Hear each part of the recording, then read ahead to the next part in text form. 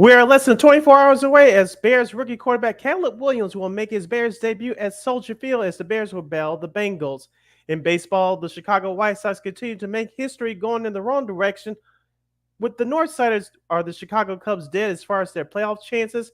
We'll preview the AFC North and the Baltimore Ravens with our special guest from the Locked On Ravens podcast, and we'll have the return of Miss Christine, the Queen Manika. That and a whole lot more. It's the Second City Sports Friday Fun Edition starts right now.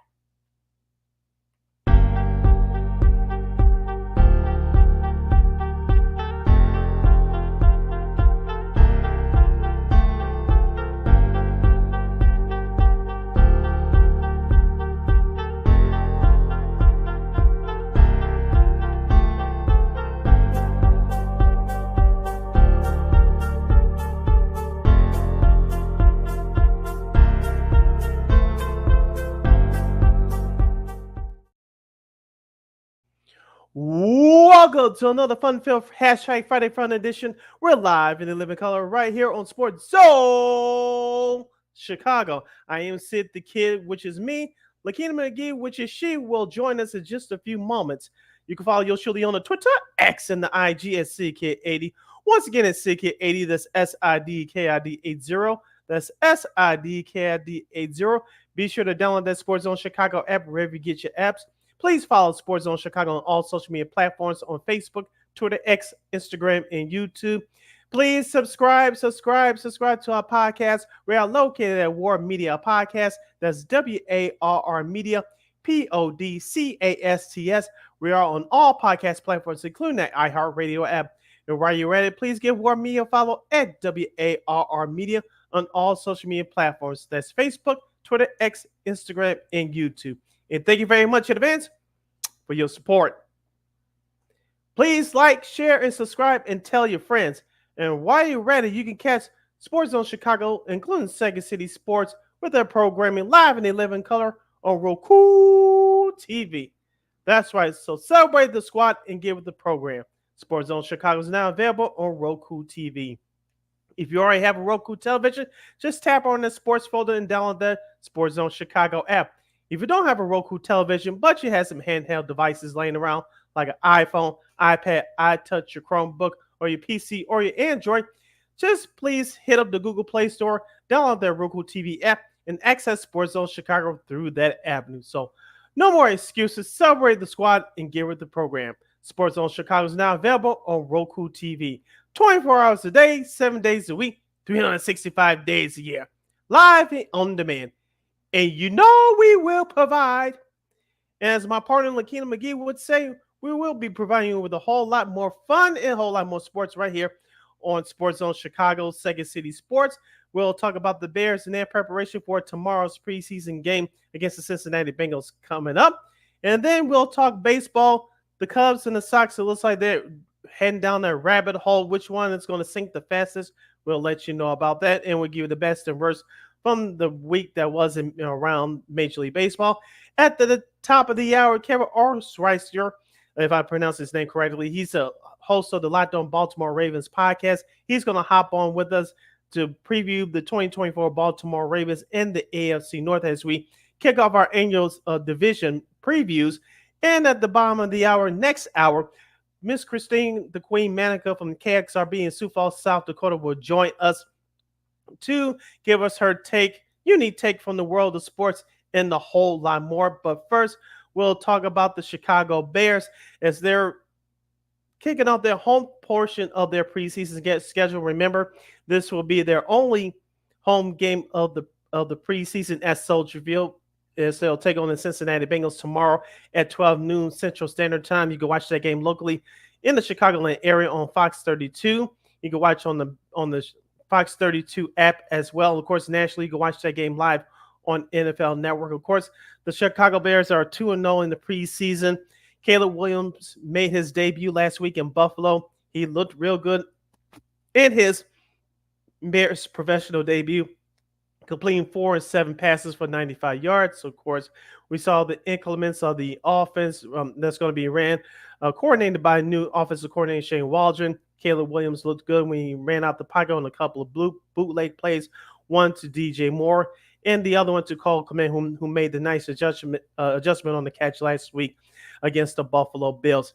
Now, the Cincinnati Bengals, who the Bears are going to face tomorrow, they practiced against each other in a sort of a sloppy turf up there at Hallis Hall yesterday, but the Cincinnati Bengals and Joe Burrow came in, had a nice physical practice, but they were without wide receiver Jamar Chase because he's in the contract holdout situation with the Cincinnati Bengals. He did not even travel with the team, so the Bears will not see him. But the question is for the Chicago Bears, among pundits and fans, how much are we going to see Caleb Williams? Remember, they only played about a quarter and a half last week in Buffalo. As I mentioned, the offense did look good. Head coach Matt Eberflus, so the Bears said that you're going to see more of the starters tomorrow. Selfishly, I want to see them play for almost the entire first half. We'll see how the game flow goes and how this offense continues to go through the early stages of this new offensive coordinator, Shane Waldron. Caleb Williams looked good in practice yesterday, outside missing, throwing in an interception on a 7-on-7 drill against the Bengals. According to all reports, he looked good the rest of the way in practice. Early on, the defense for the Bears was getting the best of the offense in practice. So it looks like the offense is starting to catch up a little bit. And when you have weapons like DJ Moore, Roma Duze, who's rookie, and veteran Keenan Allen, you have all that experience in the room, and that's going to help out Caleb Williams a lot. We talked about it all off season. We talked about it so far through training camp in this early part of the preseason. And that's going to help Caleb Williams in his maturity, in his progression, and to become the player that this Bears franchise needs him to be. Now, on the flip side for the defense, number 92, Hardy, I liked what he did last week as a defensive tackle for the Bears. He had a great game. Austin Booker, who had 2.5 sacks, the rookie defensive end out of the University of Kansas. He had a great game. I want to see what he does in tomorrow's game against the Cincinnati Bengals. We'll see how much that Cincinnati's quarterback Joe Burrow is going to play.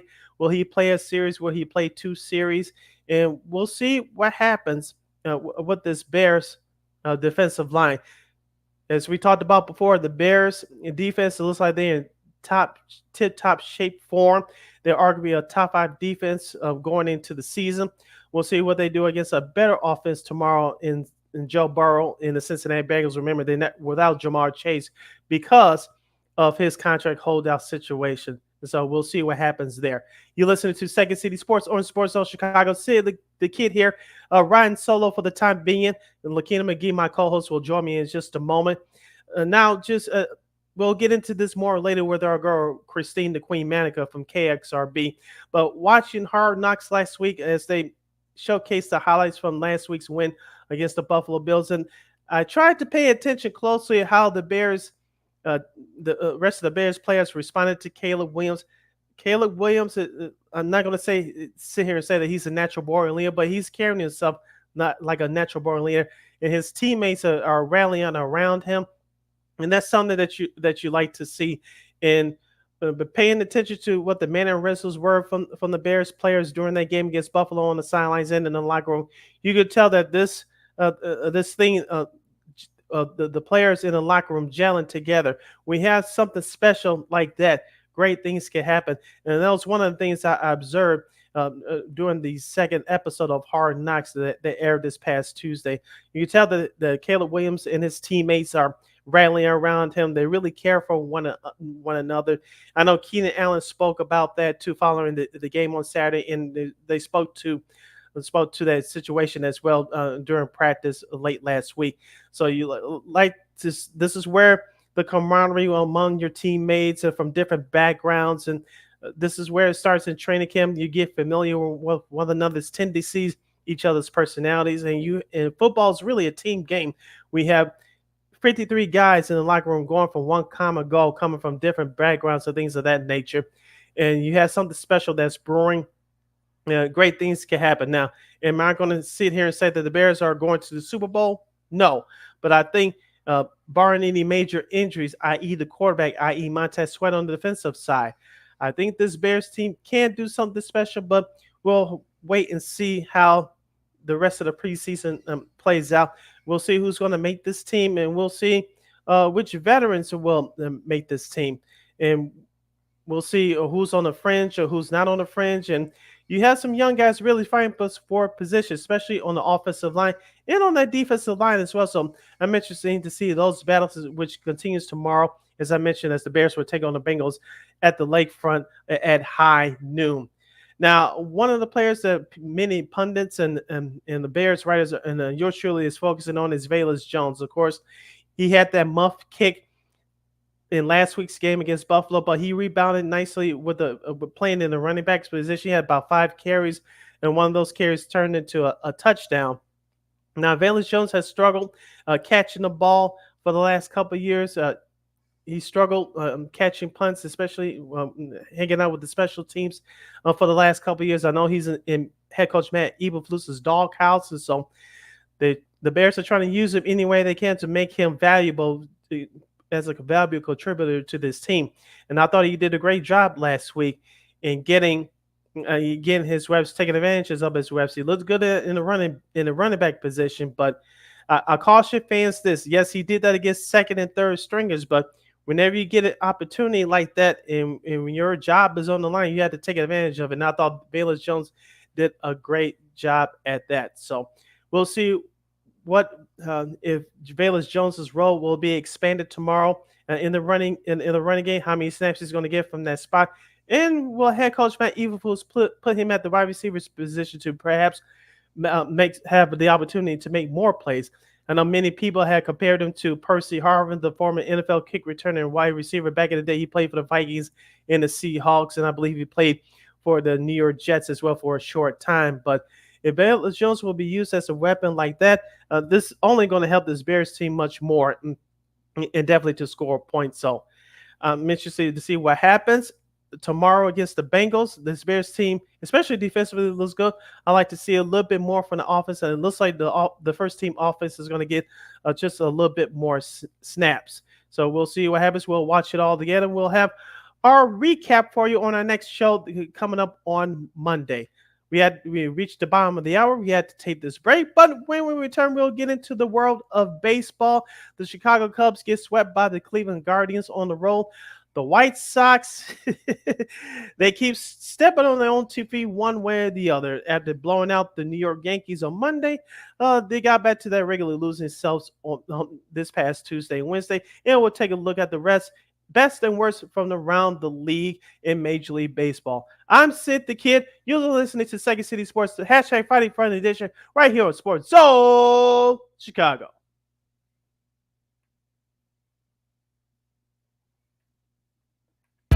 This year, my mom got me the perfect bag for back to school. These colorful binders help me stay organized. These headphones are just what I need for studying. These new sneakers are just what I need for the new year. This jacket is a real must-have. My parents got me the skateboard I wanted. It's pretty cool. These scissors really come in handy in art class. These colored pencils, too. These new socks, they can be a real lifesaver.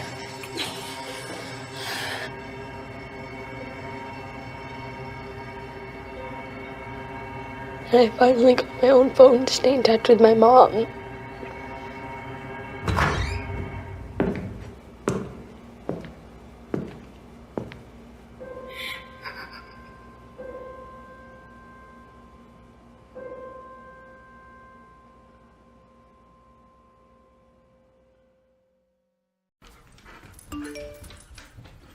Trisha's having a sleepover tonight. Can I go? I wonder about Lucy's friends. What should I say? I know you're only 10, but one of these days a friend will offer you a drink. And alcohol at your age can lead to so many things. None of them good. So can I go to the sleepover? Lucy, I want you to promise me I something. finished my homework. Bigger promise. If there's any drinking, I want you to say, "No thanks, not my thing." Mom. I promise you. Your real friends won't care. Deal? Sure. Really? I promise, Mom. They really do hear you. Did you pack your toothbrush?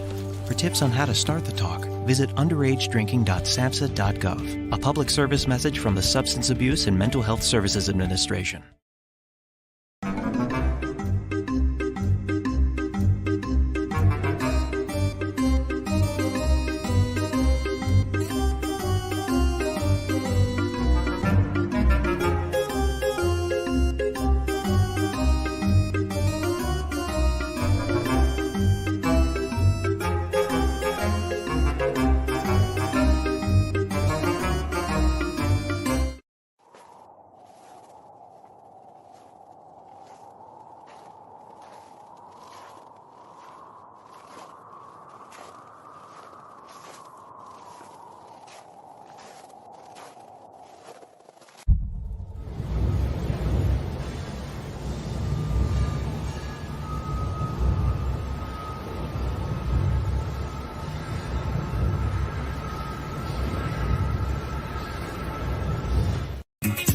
Hey, this is Dr. J, and I listen to Sean and Maya in the morning.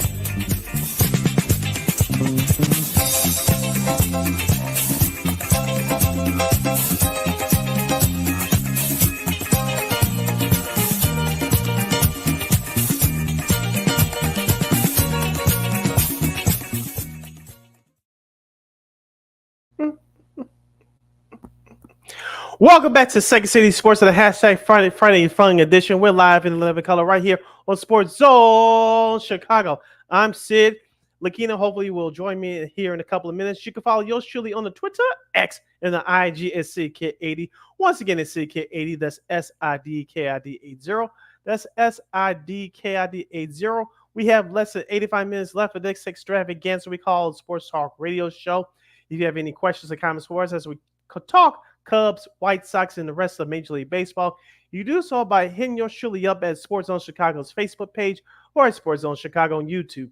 Type in those questions or comments in the comment section. Yours surely will get them up on the screen for you.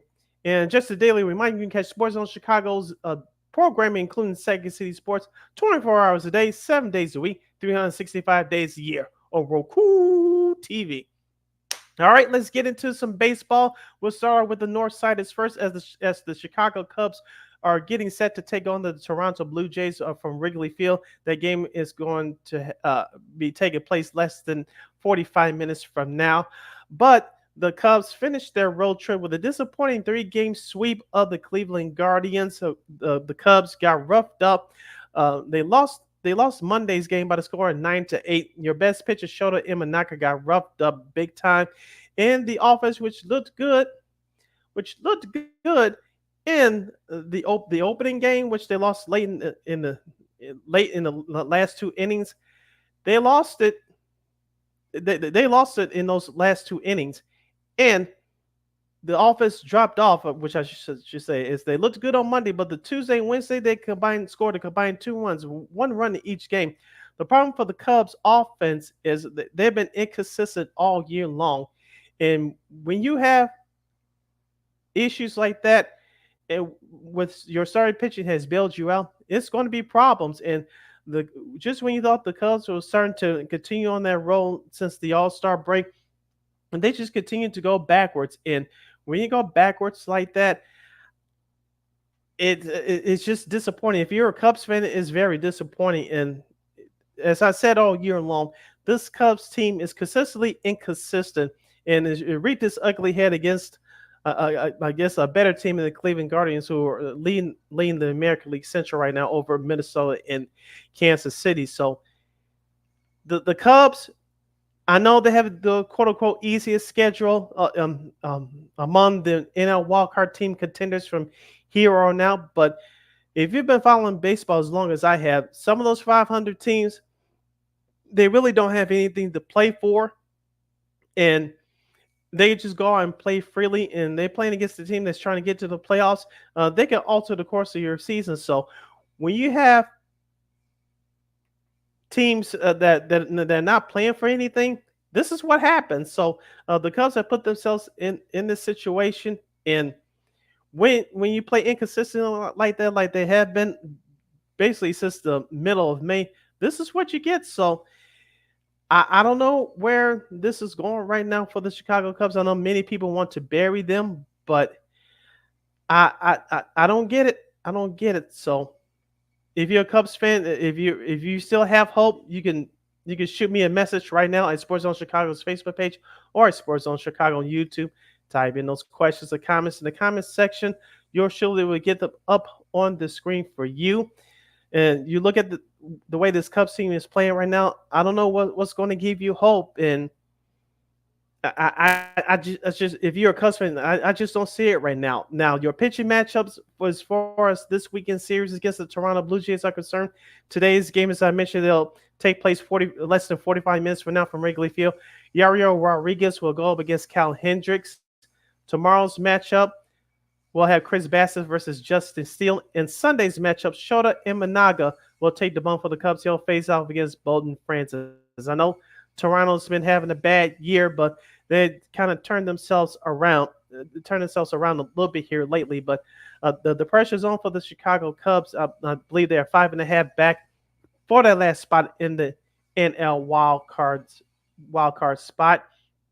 And there were 3 back at the beginning of the week, but after being swept by the Guardians, now they sit almost close to 6 back. Is it over for the Chicago Cubs? I would say so, but they have the chance to change the minds of a lot of people between now and the end of the month. So you can't bank on the fact that these teams that you play there are under 500. They're just going to hand you wins. You got to go out and take it and be more consistent. And that's what you worry about if you are a Cubs fan. Now over to the South side. The Chicago White Sox, they just, as I said before the break, they step on their own 2 feet after blowing out the Yankees 11-2 on Monday, which I was there to be a part of, a rare victory for the White Sox. Tuesday's game saw Juan Soto of the New York Yankees do something he has never done before in his illustrious career. Hit 3 home runs in 1 game. And, of course, in Wednesday's contest, the Yankees beat the White Sox again, but Aaron Judge becomes the fastest player in MLB history to hit 300 home runs, career home runs in the fewest games in a career. So Aaron Judge, here's the thing about Aaron Judge. He's the best home run hitter, in my opinion, in this generation. And we talked about with Juan Soto really helping him out in the Yankees lineup, and Giancarlo Stanton, who's been back from injury for the last few weeks. You see how this Yankees team operates offensively, and you saw what they did in their last 2 games on the south side of Chicago against the White Sox. And here's the thing, going back to the White Sox, Jonathan Cannon, he didn't have the greatest game on Tuesday. He's still a young pitcher. He's one of those guys that the White Sox are looking forward or leaning on to look forward towards the future. He still has a long way to go. As far as the other players on the team, I don't know how you could pick a needle. It's like pick a needle out of a haystack. Who's going to be your cornerstone for this franchise going into 2025? I know Garrett Crochet didn't pitch in the series, but is he going to be part of the plans for the White Sox going forward? Will he be traded this offseason? And will Luis Robert Jr. be part of these part of the plans for the future as well? We just don't know right now. And I know that Luis Robert Jr. missed time on Monday, which I thought to be very interesting because of the fatigue and trade rumors and all that. But if you paid attention to him in these last couple of weeks, it seems like he's been disinterested, and it seems like the losing has gotten to him. And I know that we would like to refer to these athletes as machines, and they don't have any emotions. These athletes are human beings too. Not to give Luis Robert Jr. an excuse or an out, but you're an athlete. You have to accept things for what they are, and you got to push through some things. And so I know that Robert Jr. has been injured off and on all year, and he has the potential to be a 5-2 player. We saw that last year, him hitting a career high 36 home runs. He can still pick it defensively, but when you have these questions about him loafing around and not having that reputation, not carrying it, which that if that reputation starts to build, is really going to be hard to shake loose because it's not a good feeling, and it's not a good feeling if you are known for being that type of guy. But we'll see what happens with him and Crochet and the White Sox. Will they break history and make history and break that 1962 New York Mets record for most losses in a year? It seems that way right now. But no matter what happens at the end of the regular season, Chris Getz, the new GM, will have a lot of work to do to have the makeup of this White Sox team look very different next year. Because let me tell you, White Sox fans, even though they don't like what's going on right now, they don't like what's going on in the last couple of years. If you have the same product or even worse, next year you lose close to 100 games again, you're really going to be in apathy, and I don't think it's something that you're going to get out of anytime soon. Once some fans lose you, they're never coming back. So the White Sox are facing the crossroads right now. So we'll see what happens with the Chicago White Sox. You're listening to Second City Sports on Sports on Chicago. Sid the Kid here with you. Lakina McGee, my partner, will join me coming up. She's having some technical issues right now. Let's go around the rest of Major League Baseball as the pennant races and the races in the wild card, both in the American League and the National League, are heating up. I want to start off in the National League with the New York Mets. They lose 2 out of 3 to the Oakland Athletics at home. And here's my partner, Miss Lakina McGee. Welcome, young lady. How are you? Yeah, you just gotta love technology, right? Like, of course, my computer decided that when you tell it wants to update, it turns out it wants to update anyways by itself. So sorry about that. It seems like it has a mind of its own. How are you? Yeah, I'm good. I'm good. Yeah, the computers, technology can have a mind of its own sometimes, but maybe that's a good thing or a bad thing depending on how you look at it. Before I get to the messy mess, as you call them, I want to get your thoughts about the Chicago Cubs. As I mentioned at the top of this segment, Shota Imanaga, who started the game on Monday, he got roughed up a bit. The Cubs lost that game late. They scored a combined 2 runs in their last 2 games, 1 run apiece. And as I mentioned, this Cubs offense has been consistently inconsistent all year. You saw that against the better team against Cleveland on the road in this series, which they got swept in. Yes, they did, and it's unfortunate that Cleveland needed. They were having a rough last couple of weeks, so unfortunately that they caught them there. But yeah, Shota, they had their chance to at least win 1, if not 2 of those games against Cleveland. They were able. They were kind of right there, sort of like a big game of it. In I think the Tuesday and Wednesday games, it didn't. And Monday, that kind of was a terrible game as well. Not Shota's best start in the last couple of months, but.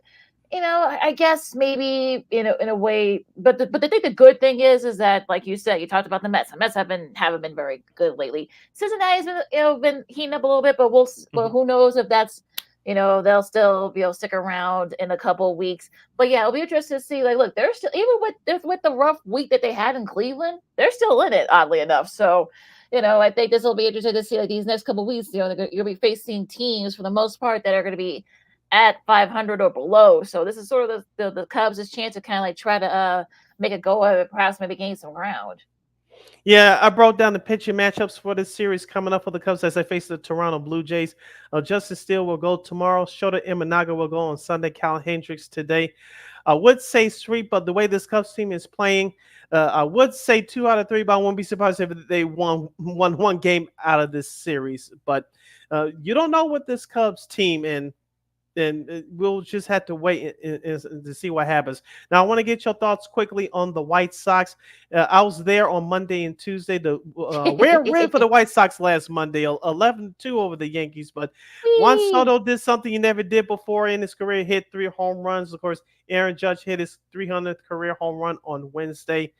Obviously, there's no hope for the Sox, and it looks like they may break the 1962 Mets record for most losses in a season. As I mentioned, Chris Getz has a lot of work to do, and it's not looking good for the Sox. And I think that's just putting it kindly.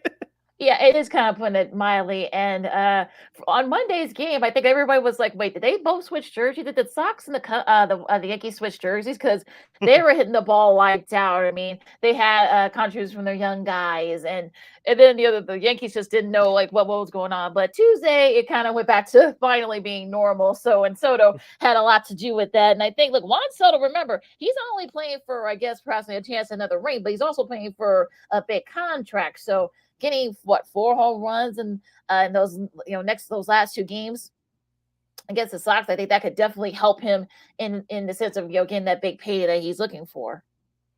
Yeah, as I talked about too before you came on, when this Yankees lineup is healthy, we talked about it early in the year when they got out to that hot start. We have Aaron Judge, Juan Soto, and Giancarlo Stanton, who's now healthy he's been healthy for the last few weeks. Then Yankees offense is unbelievable, and let's not forget about Gleyber Torres as well when he's right. So I think watching those a couple of games that I was at in person, Lakina, I said that Aaron Judge is the front runner for AL MVP. I think he still is because of the numbers, but Juan Soto's not too far behind his heels. No, it's not. He's right there, and his numbers are amazing. He's at 31 home runs, and it's sort of one of those things where you're kind of like, could this end up, being splitting since they're both on the Yankees? Because it's like split the votes. Because usually we've seen that happen before, and that's gonna be interesting. If both of them could keep this up. I mean, look, Judge, Mr. 300, and I think that's kind of like you felt the relief. You saw White Sox fans were like cheering really hard when that happened. So I guess it's only fitting. Of course, the Sox, they broke records all over the place. So hey, why not break a record? Let's I think he's joined a very good club of players that has hit 300 in his career kind of quickly too. I think he's one of the quickest guys to do it. So good for him. I mean, you get 2 out of 3 with the White Sox. I'm not saying that there should be moral victories, but I guess if knowing the White Sox and everything they've been through this year, I guess you can say maybe you could call it a moral victory. But we'll talk about this stuff in a second. But Brooks Boyer had an interview a couple of days ago, and he kind of we'll get to this with our girl Christine Manika from KXRB later on, but embattled White Sox TV broadcaster John Schriftman has already said that he is coming back. So how do you feel about that? I'm not surprised, given the fact that John was coming in a tough situation, replacing Jason Benetti, a fan favorite, who many Sox fans loved, including yours truly. Of course, it didn't help him having this personal beef with 6-7 the score, and taking shots at them during the broadcast. It doesn't help him there, but he's done an okay job so far this year. Like I said, I have nothing against him personally. Taking my personal feelings out of him, I met him twice this year. He's a great guy, but he's still trying to find his way. And I think he's going to be better for. Hopefully, remember, folks, this is his first time calling games for a single team. When you do national stuff, you in town for 2 or 3 days, and then you're off to your next gig. This is his first time doing a specific team constantly every day. So he's still picking up on some things. I think he's gotten better in increments, but these things like this take time. Like I said, I don't hate the guy, so I know he's coming back next year, so I think he'll be better off for it. I think Steve Stone, which some folks on Twitter thought that he may be done after this year. He's supposed to be back next year as well. And I like Steve Stone personally, have for a long time. Could be interesting there. So we'll talk to Christine about that later on in the show. But let's talk the rest of the MLB real quick before our buddy, our new friend Kevin Oestreicher from Locked On Ravens comes on to help us preview the AFC North and the Ravens. What caught your? Well, I'll say this. Well, I think what caught my eyes this week is where's already Brandon Schuts over here, because his Astros have won 8 in a row, and they swept the Rays. And I'm interested to see if they can kind of keep it up. They're now 3 games up, because we'll get to the Mariners in a second, because they haven't been playing very well lately. But it looks like they are starting to kind of get it going here. Mauricio Dubon he's been hitting the ball very well. He had that big hit for the Astros to take that sweep against the Rays. Their pitching's been really solid as well. I guess you could say like they're getting cross shooters from Bregman and Pena and their pitching. So it's going to be interesting to see if the Astros keep up. I mean, Verlander, he might come back in a couple of weeks. I know he made his second rehab start yesterday. So what do you think about the Astros?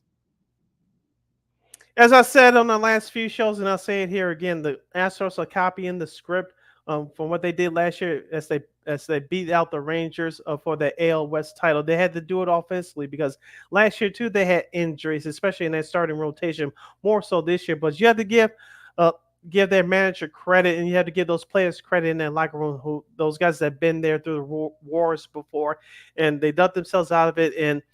They lead the Rangers in your Seattle Mariners in the ALS race. So, will the AL West race come down to the wire? I don't know so much.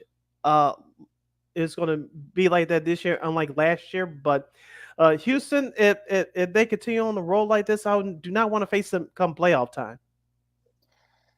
Meanwhile, the Mariners, speaking of, they got swept by the Tigers. Boo! My God, and they only mustered up 4 runs in that series, including Monday's matchup. They lost 15-1. Like shoot, I don't know what's going on. I know seasons, long seasons like baseball, the ebbs and flows, but this is not the time to have these kind of slumps, especially when you're in a close race in your division. I know they made moves for, I believe, Justin Turner and Randy Arozarena at the trade deadline, but they haven't had as much of an impact as people thought they would. As we talked about all year long, Seattle relies on their starting pitcher, which is good. They're the smaller version of the Chicago Cubs, but this Mariners team needs to be more consistent on offense, and they're not getting it right now. Right now is not the time to be struggling. So hopefully they can turn around fast.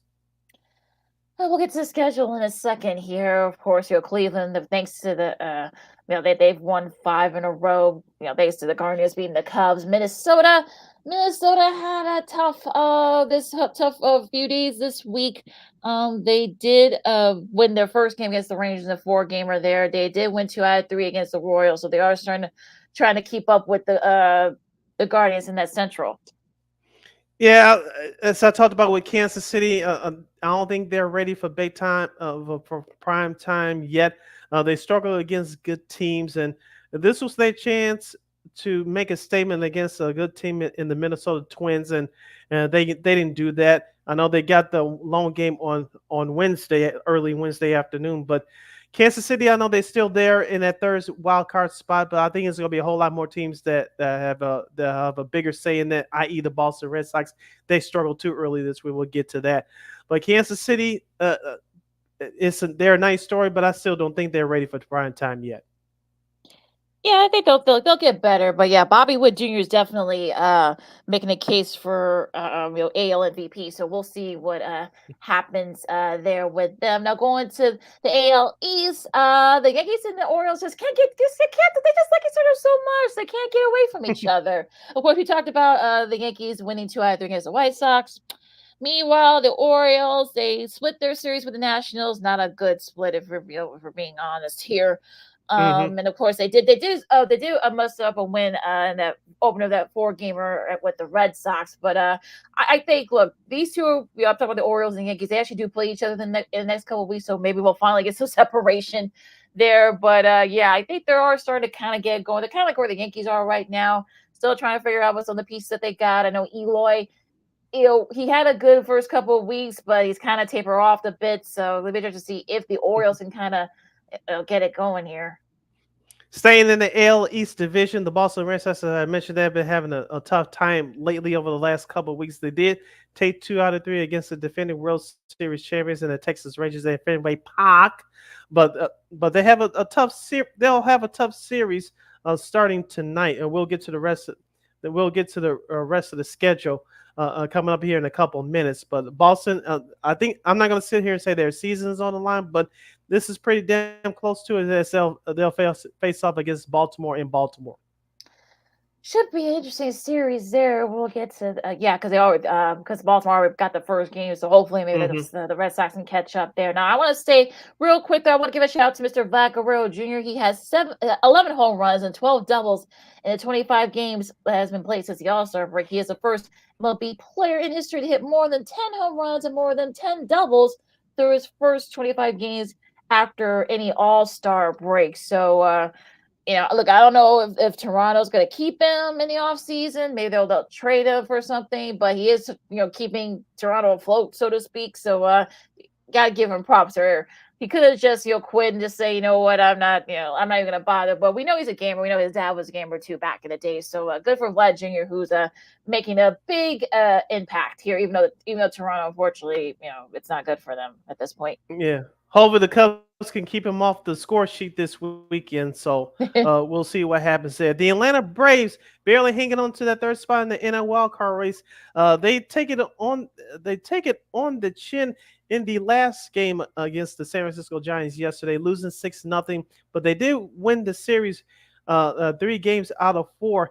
But Max Fried, who's one of the top line starters, healthy starters in this case. In his last 5 starts, he's 0-4 with a 6.34 ERA. Yeah, they're really going to need him if Atlanta wants to stay afloat in that NL wild card with there are like 4 or 5 other teams behind them. So it's going to be they really are going to need him, and also to stay healthy too. So at Atlanta, the only good thing with Philly, I guess, if you want to go to Philly for a second, they did win their opener against the Nationals. They split their 2-gamer against Miami. The only good thing if you're Philly is that both the Mets and the Braves have not been playing very well, so you can kind of get a little bit of solace in that. But hopefully you can kind of with the National, you can kind of gain some ground and it makes some distance in the NL East. Yeah, also too, as we talked about in our last couple of shows, watch out for San Diego and Arizona. Looks like those 2 teams right now have the permanent lock on those first 2 spots in the NL wildcard. We talked about Arizona, Lakina. They've been the best team in Major League Baseball since the 4th of July. And San Diego looks like they start to be consistent, but we'll see how long that will hold up. Yeah, San Diego, like I said, we'll see. They've had a really good week this week. They're still right there with the Dodgers and the NL West.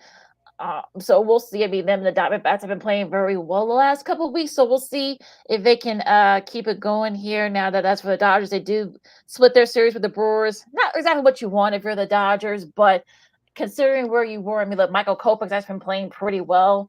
And hopefully guys are starting to get back. Hopefully Mookie will be back soon because they're really going to need him. They want to try to put some distance between themselves and the D-bats and the Padres.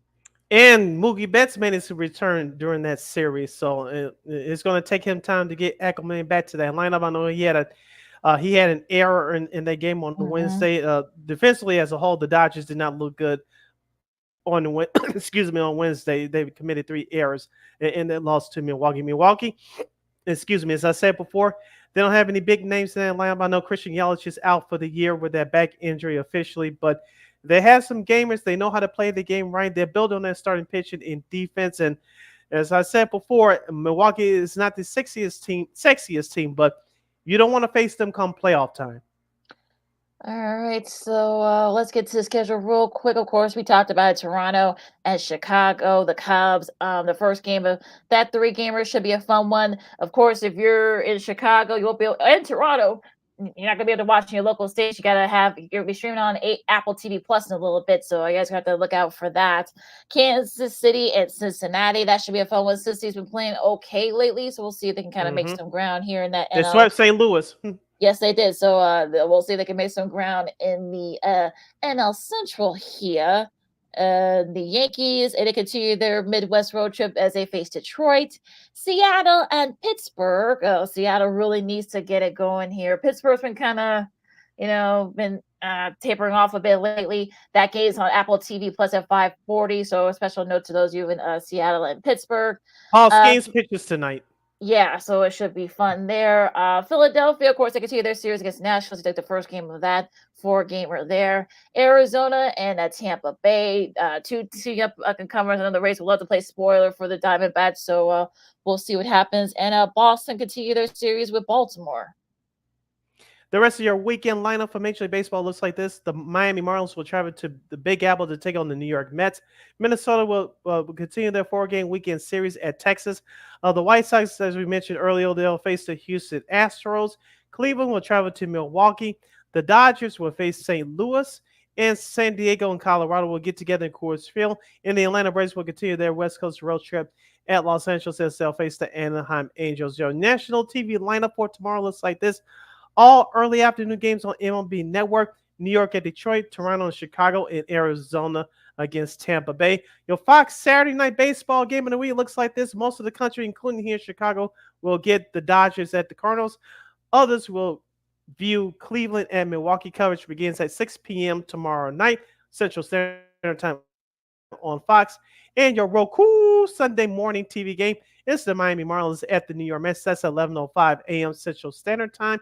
Sunday on MLB Network, Boston and Baltimore, followed by Kansas City and Cincinnati. And your Sunday night baseball game of the week will be the New York Yankees and the Detroit Tigers in Williamsport, Pennsylvania, because it's the Little League Classic. Yeah, the Little League World Series going on right now as people talk about that. A second, got a team in Illinois that represents, so we'll talk about that in a bit. Let's just schedule for this weekend in MLB. Hour number 1 in the books. Hour number 2 coming up on Second City Sports on Sports of Chicago. We start off our NFL division previews with Kevin Oestreicher from Locked On Ravens and Ravens Wire. He'll give us tell us about the Ravens and the very, very competitive AFC North. So we'll got that coming up after the break. Also, girl Christine Manika from KXRB. We got some sports media news and including some defections over at ESPN, and also the NBA schedule came out as well yesterday. So much more to talk about. So little time. Hour number 2 coming next. Kim McGee thinking about Second City Sports on Sports of Chicago. We go to the Gridiron coming up right after this. No, I don't know though. I'm scared. I mean, you're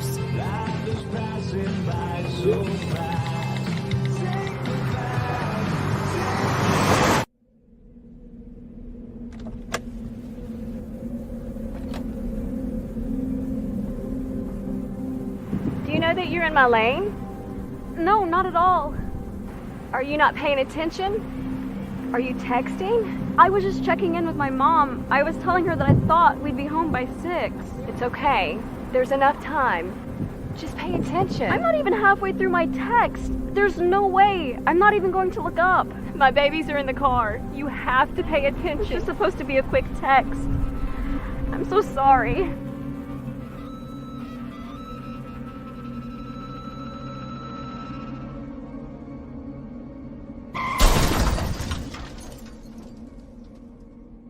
Hi, I'm Tom Brady, the director of DODEA. September is National Suicide Prevention and Awareness Month.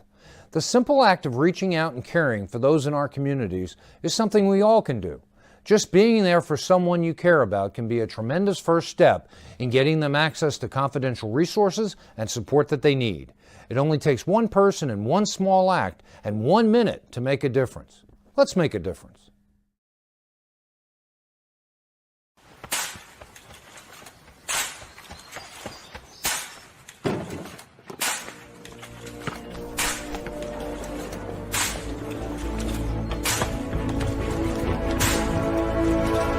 Move it!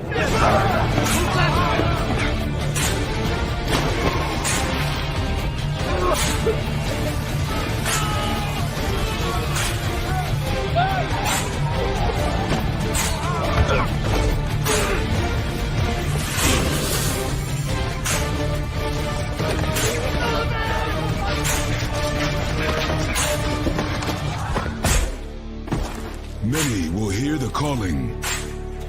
Few will earn the title. United States Marine. The few, the proud, the Marines.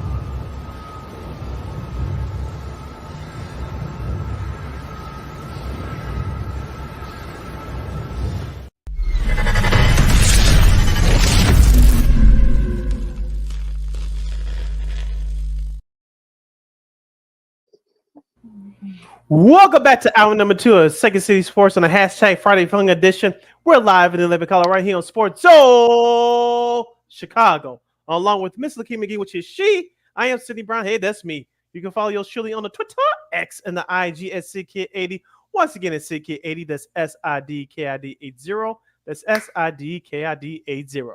You can follow my Keenan McGee on the Twitter, X, and Keenan McGee on the IG. We have less than an hour left for this extravaganza we call a sports talk radio show. If you have any questions or comments for us as we talk NFL preview in the AFC South, AFC North, I should say, you can hit us up at Sports Zone Chicago's Facebook page or at Sports Zone Chicago on YouTube. Type in those questions or comments in the comments section. Lakina will get them up on the screen for you. And just a daily reminder, you can catch Sports Zone Chicago's programming 24 hours a day, 7 days a week, 365 days a year on Roku TV. All right, so let's kick off our divisional previews in the NFL. Let's go to the very competitive AFC North.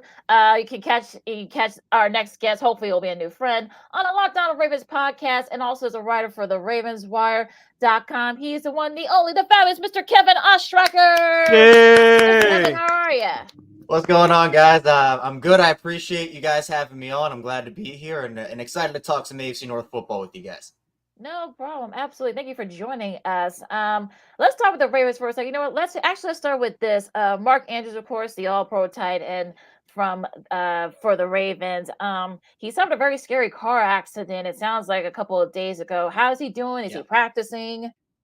He's not practicing yet. John Harbaugh ended up saying in the Ravens in a statement, said that he was scheduled for an off day anyway on Wednesday, and then he did not practice the following day either. But I mean, you just got to be thankful that he ended up getting out of that without a scratch. John Harbaugh said without a scrape. It was apparently a pretty significant car accident, and the fact that he was able to walk away, John Harbaugh's message was to wear your seatbelts, which obviously is one of the big messages that everybody should be aware of. So Andrew's not back practicing yet. The Ravens have an off day today on Friday as they prepare for their preseason game. But for now, I think we all just, are thankful that Andrews came out of that and is okay.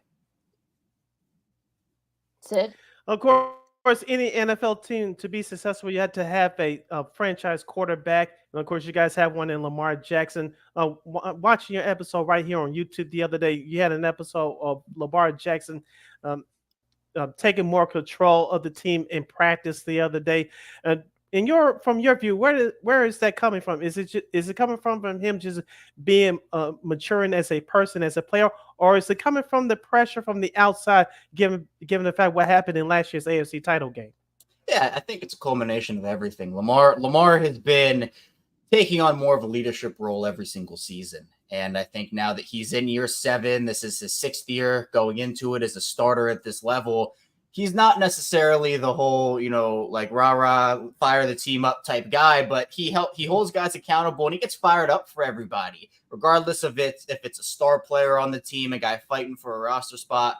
Lamar gets fired up regardless of who it is. So when something goes right, he's cheering for his guys. When something goes wrong, he makes sure to try to make that a teaching moment where he'll go over to a guy and say, hey, I saw this. What did you see? And that just makes people better, makes players better for the season.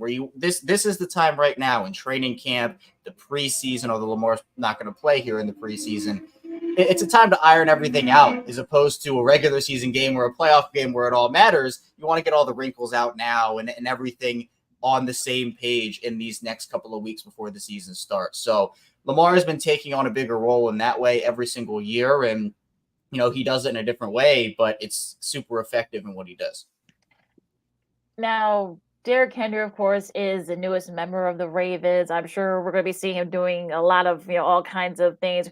Could we be seeing him in kind of wildcat formations? Or, of course, we're always going to, he could play a little wide receiver as well. So what do you think how the plans are, how the Ravens are going to use him?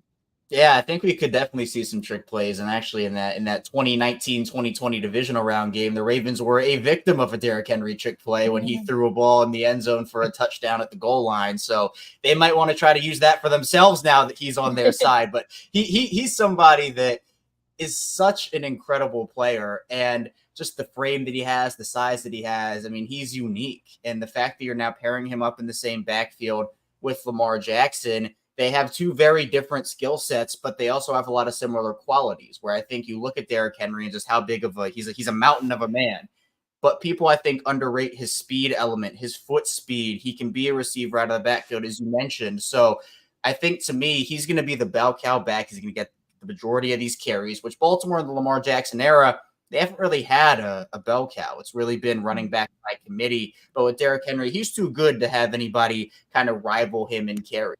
Plus, with Keaton Mitchell out for the first month, maybe half of the year with torn ACL, who he came on late in the year last season, Derrick Henry's going to have even more opportunities. I think the big question that people are wondering here in Baltimore is how are they going to split the backfield up once Keaton Mitchell comes back? Because it'll still be Derrick Henry's, and he'll be the number one guy, but Keaton Mitchell will certainly eat into that workload with how talented he is. But you can use RPOs with Derrick Henry, and defenses have to decide. You can work play action off of that as well if the running game is working. So many different options for Derrick Henry. And I know the conversation around running backs today is, why would you pay a running back, especially in age when Derrick Henry's 30 years old? But my answer to that question, despite having the best rushing attack in the league over the last several years, or at least up there near the top, that doesn't mean that you can't make a strength even better. And I think that's what Baltimore did with Derrick Henry.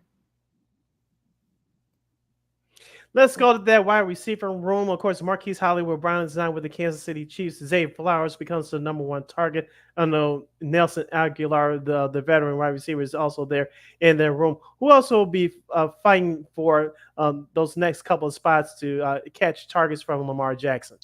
Yeah, I think one of the biggest X factors for this offense is Rashad Bateman. He's a third-year player, now fourth-year player, actually, out of Minnesota. And he's a guy that has all the talent in the world, but just seems to struggle health-wise. And it's been that over the course of his career, where he and Lamar Jackson have not really been able to get on the same page. It was Baltimore's first-round pick. There obviously come high expectations with being a first-round pick. And in Baltimore, drafting and developing wide receivers has not been one of the strong suits of this team. So there's a lot of pressure on these first-round wide receivers to pan out, or else you're kind of just lumped into a different category. So for Bateman, he's a 3-level receiver, can work in the short, intermediate, deep game. But we've kind of seen some of the same trends happen where he'll flash in practice. He's done it this offseason. He's done it over the last couple of weeks. But Lamar and Rashad Bateman have not been able to establish, I think, the level of chemistry people want, because Lamar missed the beginning of training camp with an illness. He was out for a couple of days. He comes back, and then Rashad Bateman has had to go in and out of practice 3 separate times. And while they do flash when they're on the field together, the biggest question for him is just when they're on the field together. When are they going to be on the field together? So Zay Flowers, you mentioned he's going to be the top guy for them. Nelson Aguilar you talked about as well. But Rashad Bateman, to me, is this team's wide receiver too. But if he can't stay healthy, that puts him in a little bit of a bind, because they didn't really bring in anybody else to compete with Rashad Bateman. They established their full belief with him, not bringing in anybody. And it's a big risk reward for a team that's competing for a Super Bowl, and we'll see how it pans out for him. Let's go to defense for a second, Kevin. Of course, Roquan Smith, he played here in Chicago for many years. Of course, he's making inroads in Baltimore, got a big contract. You actually also brought on another former Bear, and that is Eddie Jackson. He's going to be with Kyle Hamilton in the corner there. So where do you think Eddie Jackson fits in? Can he be the Eddie Jackson we saw early on with the Bears? Yeah, I think Eddie Jackson, a lot of people here were happy with that signing, mainly because for a player like him, you're bringing him on as your third safety here if you're the Ravens, because you already have Kyle Hamilton, as you talked about, plus Marcus Williams. So that's your starting tandem. But Eddie Jackson's going to come in and be your third safety. Now, that doesn't mean, in today's NFL, there's positionless defense, multiple defensive back looks. Eddie Jackson's still going to get a lot of playing time, despite not necessarily being the starter at the safety position. But he brings a veteran leadership to this team that they needed, especially after they lost Geno Stone to the Cincinnati Bengals. They needed someone to fill that void, someone who can, when he's at his peak, be a turnover machine, somebody that can get involved. I know there have been some tackling issues, and the tackling might not be very consistent from him, but they have enough guys to make up in that fact. So he fit the skill set that they needed, someone who, if you really need to, you can put him in single high and he can kind of be a roamer there. They don't necessarily need that, though, with Marcus Williams. But Williams came over from the Saints a couple years ago after missing, I think it was 4 games in 5 years, or maybe it was 6 games in 5 years with the Saints.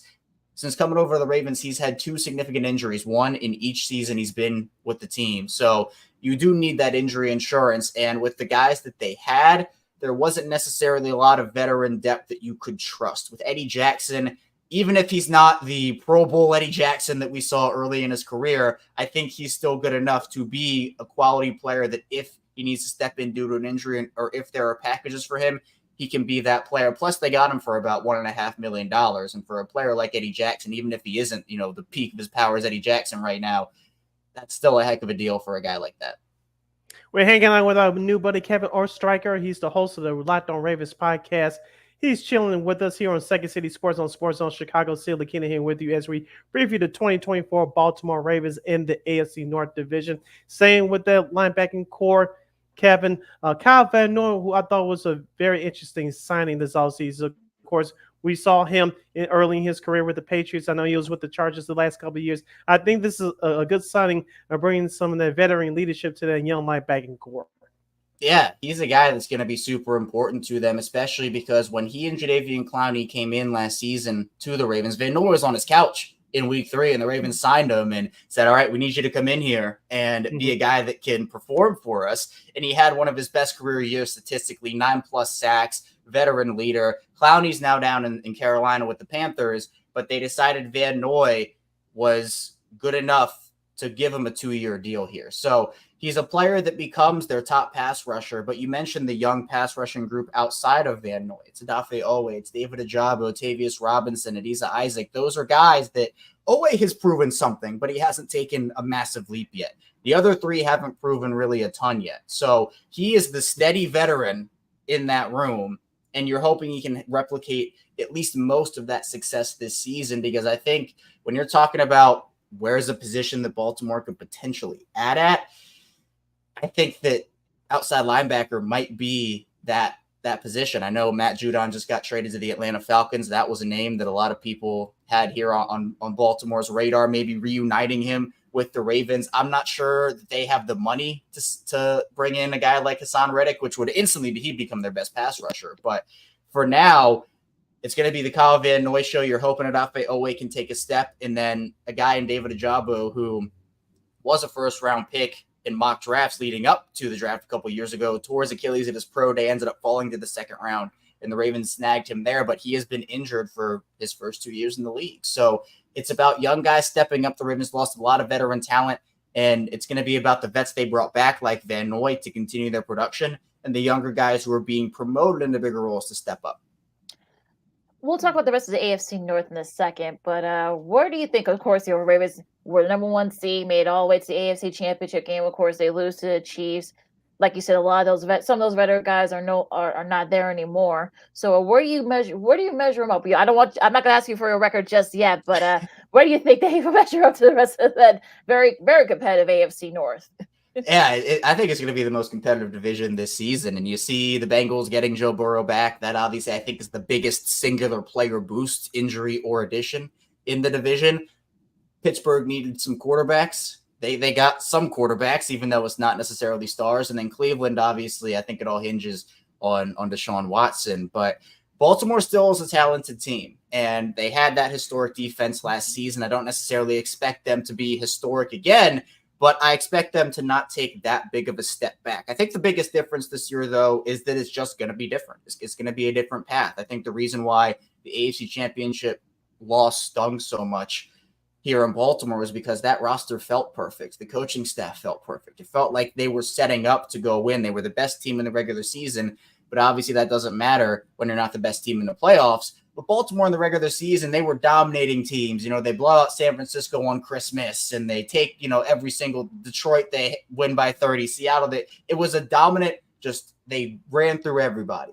But I think this year it is going to be a little bit of a different path where it's going to be a harder path. Baltimore does play a first place schedule this season. They have a lot of tough opponents early. It's a new defensive coordinator who's coming in and is a first-time play caller at any level, despite having 3 years of playing experience with Baltimore. So that doesn't mean that the Ravens are going to be a bad team in 2024. I expect them to be very good, be a Super Bowl contender, but it might just be a different path, a little bit harder. And honestly, that can sometimes be a good thing for a team as they get tested throughout the regular season and go to the playoffs. Baltimore didn't necessarily have a ton of those games last season where they had to go through a bunch of adversity. There were a few of them, but they were few and far in between. If Baltimore gets tested a little bit more, it could help them out come playoff time to already have that experience and feel confident and comfortable.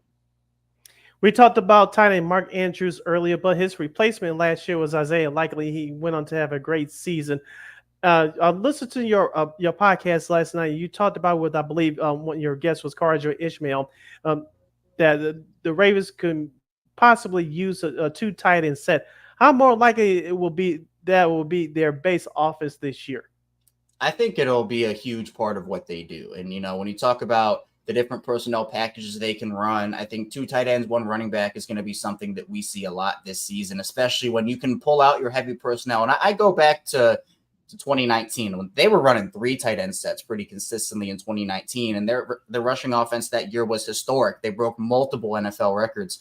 And the way that was so successful and the reason why it was so successful was because the running game was averaging like 5 or 6 yards per carry. And so naturally the defense has to bring up guys into the box to be able to combat that and say, we're just not going to let you run all over us. And then when those defenders were creeping up and play action worked when that happened, because you caught the linebackers, you caught the safeties creeping up in a bind, already projecting towards the run. And then you just had Mark Andrews work the middle of the field. That year it was Hayden Hurst and Nick Boyle as well. I think you can replicate some and maybe even more of that success this season, even if it is with two tight end sets, even if you run a bit of heavy personnel this season. Isaiah Likely, he would probably start on 25 to 32 NFL teams right now because of how good he is already. Comes in from Mark Andrews the past 2 seasons, and there was very little to no drop-off whatsoever. And so if you have those two on the field at the same time, plus Zay Flowers, who was extremely hard to guard one-on-one, it is essentially a pick your poison because of how dominant Derrick Henry and Lamar Jackson can be on the ground, and obviously what Lamar can do with his arm as well. It just makes for... It puts defenses in a bind, and I'm very curious to see what types of personnel packages they can use, defenses can use this season to stop the Ravens, because it might be difficult if Baltimore gets its ground game going early. I think that will benefit the passing game and the tight ends in a really big way. Let's talk about the rest of the AFC North, Kevin. And, of course, you talked about Cincinnati. Of course, Joe Burrow being back with his very blonde hair. That still kind of throws me off there. Of course, you got T. Higgins hoping to get a new contract. Of course, you got Jamar Chase. The defense, of course, unfortunately, I think they lost a couple of key guys during their joint practice with the Bears yesterday. And, of course, you got Cleveland, with the great run they had last year, with literally Joe Flacco coming out of his couch. And, of course, their defense with Myles Garrett is incredible. The Steelers, they've got Russell Wilson. You got Justin Fields is over there now. They've got a pretty good defense as well.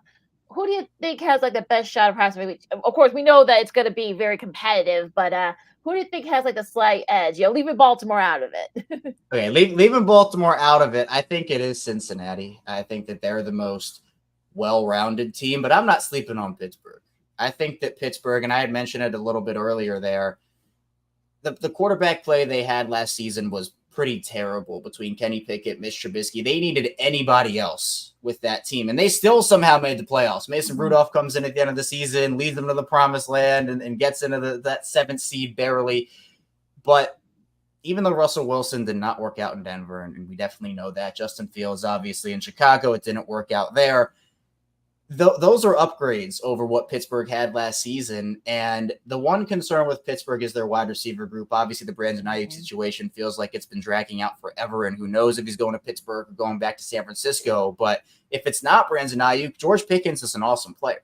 He's an incredible receiver. But outside of that, I think Van Jefferson might be their number 2 receiver. They're working with a bunch of guys that would probably be wide receiver 4, wide receiver 5s elsewhere. So to me, I think Pittsburgh is a team I'm not sleeping on, but Cincinnati, if this is the final year of the trio, Joe Burrow, Jamar Chase, T. Higgins, with T. Higgins maybe being on the way out next season, I think this is a team that can make some noise, although I think it's going to hinge on their defense this year, where we know that Joe Burrow can do enough to at least put this team in contention. But defensively, can Trey Hendrickson continue to ball out? They lost DJ Reader, who was a really big, important part of that defensive line. It was one of the players that gave Ravens center Tyler Linderbaum some of his biggest issues. He's now out of the division. They add Geno Stone, as I mentioned, but to me, it's going to be a key part to them is if their defense can step up to that level. So I put it right now is Cincinnati having, the biggest threat to the Ravens. But again, every team in this division could easily win 10 games plus, and I wouldn't be surprised.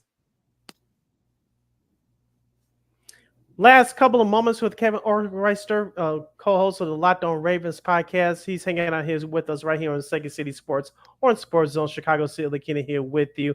Kevin, what do you think so far? I know it's still early. We're almost halfway through the preseason now, but what do you think about the new NFL kickoff rules? We had a 53-yard return from the New England Patriots last night. Do you think that the rules as they currently stand, do you think it will hold before the regular season starts, or do you think the league will kind of tweak it here a little bit? I think, it's going to be an adjustment, and I think all the teams are going to have to figure out how to use it to the best of their ability. I don't know if there'll be any tweaks before the season. I mean, if there is a clear rule that is a huge advantage to one side, I think they might have to go in and fix that really quickly. But I think it's just going to be an adjustment period. And I think for a team, if we're talking about it from a Ravens perspective, a team that values special teams so much and is always kind of at the top of the league or near the top of the league in that category, it's a matter of how you play these new kickoff rules, because it's different. It's different. The personnel who you put out on the field, how you decide to return the kickoff. It's almost more so like an offensive play where you have blockers out in front and then everybody's trying to break free. So I think the kickers are going to have a bigger impact this season in terms of maybe even stopping these returns, because, usually they were the last lines of defense anyway. But really, it's if you get past that first line, there's not a lot stopping you between where you are in the end zone. So that's going to be, I think, one of the biggest adjustments. It's a new shift and a new change, and I think it will certainly add some more excitement, but I think it'll take some time to get used to for obviously the teams, the players, the coaches, and the fans as well. Last question for me, Kevin. Of course, Hard Knocks is going on right now with the Chicago Bears. Now, the in-season Hard Knocks will feature the entire AFC North. So, what do you expect to see, going on? Of course, we won't know the records of these teams by the time, until it airs. But who do you think is going to be the most, let's just say, exciting team to watch for during this, when it's that version of Hard Knocks premieres in a couple of months? Yeah, I think to me, Pittsburgh's a team I'm always intrigued by just about how they do things, just because, them and the Ravens are the two most consistent teams in the division, and they have been for a really long time now, just in terms of you never really see those 3-15 seasons, or I guess record wise, 4-13, right? You're not seeing the Ravens go 3-14 or the Steelers go 3-14. They're usually, even if they're not great, hovering around 9-8. 8-9, like that's considered a bad season. Whereas for obviously Cincinnati and Cleveland, you've seen a couple of those 1-15, 2-14. You see a lot of those years. So Pittsburgh's a team that I'm going to be intrigued by. Obviously, Baltimore as well is one that there are going to be a bunch of storylines, obviously with Lamar Jackson. But I think Hard Knocks got it right, because I think this division is going to be super competitive. And the goal of the in-season Hard Knocks is obviously to find a division or find a team that is in the thick of a playoff race that has, in this case, multiple teams competing for not only the AFC North title, but for wild card spots. I wouldn't be shocked if this division again has 3 playoff teams, with 2 of them being wild card spots. So I think that, to me, Baltimore and Pittsburgh are those two. And plus they have that rivalry, and we'll see the division game weeks are going to be really cool to me, just to see how each team preps for each other, having the film on each of those teams. So I'm excited for it. I think the NFL and Hard Knocks, they made a good call with that one. Last question for me, Kevin. And we'll put your prediction in pencil as of August 16th of this live broadcast. Will you take, if you have money, legally, of course, if you have money to place a bet, would you place a bet for Kansas City to 3P, or would you take the field? Oh, I think I'm going to take the field here. And it's not a shot at Kansas City. I think they're an incredible team, and I honestly wouldn't be shocked if they make the Super Bowl again. But I am intrigued to see, with the loss of L'Jarius Sneed and some of the health concerns that are there, I think the big one being, can Travis Kelce stay healthy for the whole season? I know his body is starting to break down a little bit on him. And again, like Kansas City, that offense, they don't have Tyreek Hill anymore. They obviously do have a talented wide receiver core, Rashee Rice. They bring in Marquise Brown, as we talked about at the top of the show. But to me, I think that while Kansas City is still the best team in the NFL, and I'm not disputing that, I think there are other teams that can and are catching up talent-wise. And the thing that scares me the most, just from an outsider perspective looking on Kansas City, is they have so much experience. I mean, they have the Super Bowl titles, they have the playoff experience, but I do think while we're looking at a potential, we already are looking at a dynasty here in Kansas City and what that team can be. I think that there are enough teams stacking enough talent where there is a legitimate shot that Kansas City can be knocked off. But everybody in the NFL knows that Kansas City's that team you got to circle on the calendar. Kansas City's that team you got to get through. And especially here in Baltimore, that's the big one. That's the last step, it feels like, for them. So Kansas City has a really good chance to win again. I'm not saying they don't for sure, but I think that for me, I'm going to go with the field and put some belief that somebody can knock them off. All right, Kevin, this is so much fun. Thank you so much for joining us today. Okay, as Sid said, you can put your record in pencil, so you can change your record. We'll give you a mulligan if it doesn't go very well. But what's your record for the Ravens this season? And where can people find your podcast and your writing and all that other great stuff? Yeah, record prediction for the Ravens in pencil. Obviously, I'm gonna go 12-5. I think 12-5 is a solid number. Again, I think a little bit of a harder path for the Ravens this season. I still expect them to be at the top of the division, maybe even in a tiebreaker scenario based off of how good this division could be.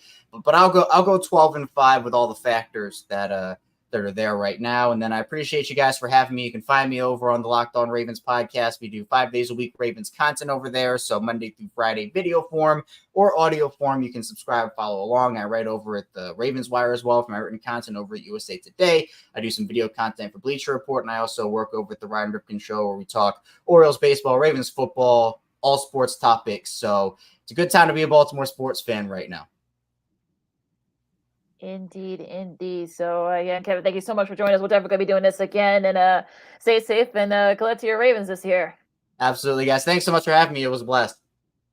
Thank you. All right. Thank you. Much continued success. All right. That was Mr. Kevin Oestreicher from Locked On Ravens. Of course, Ravens Wire as well. You can catch Locked On Ravens wherever you get your podcasts and also audio on video form as well. Sid. Yeah, quick timeout. Our girl will make her return following this break. Miss Christine, the Queen Manika, will join us. We'll talk a little White Sox. Of course, a whole lot more Bears. We'll get her thoughts on the Olympics and a whole lot more. And she's stick and stay right there, right here on Sports Zone Chicago. This year, my mom got me the perfect bag for back to school. These colorful binders help me stay organized. These headphones are just what I need for studying. These new sneakers are just what I needed for the new year. This jacket is a real must-have. My parents got me the skateboard I wanted. It's pretty cool. These scissors really come in handy in art class. These colored pencils, too. These new socks? They can be a real lifesaver.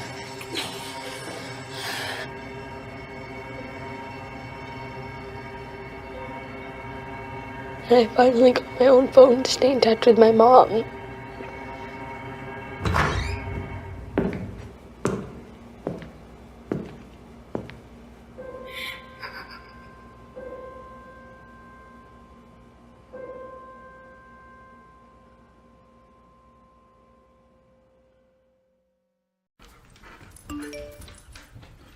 Trisha's having a sleepover tonight. Can I go?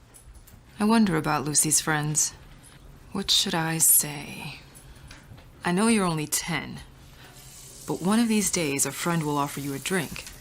And alcohol at your age can lead to so many things. None of them good. So can I go to the sleepover? Lucy, I want you to promise me I something. finished my homework. Bigger promise. If there's any drinking, I want you to say, "No thanks, not my thing." Mom. I promise you, your real friends won't care. Deal? Sure. Really?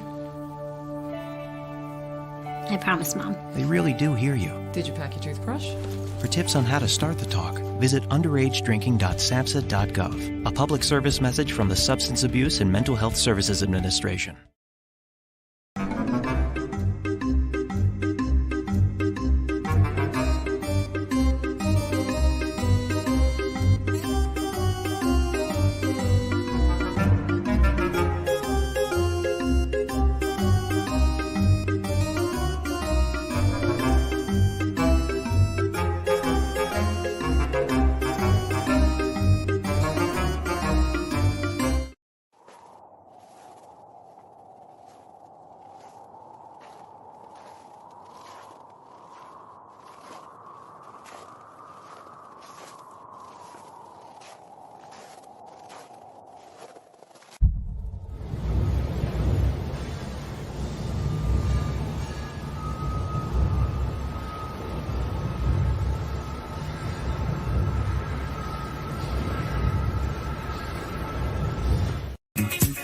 Hey, this is Dr. J, and I listen to Sean and Maya in the morning.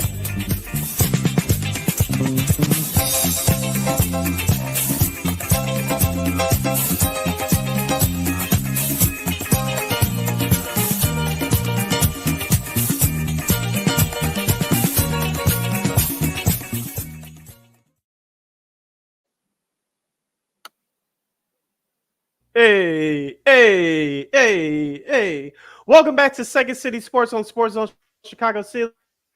Lakina here with you on the hashtag Friday Fun Edition. You can follow yours truly on the Twitter, X, and the IG at CK80. Once again, it's CK80. That's SIDKID80. That's SIDKID80. You can follow my Keena McGee on the Twitter, X, and the IG. This is our last break of the show for today and for the week. So if you have any last minute questions or comments, you can hit us up at Sports Zone Chicago's Facebook page or at Sports Zone Chicago on YouTube.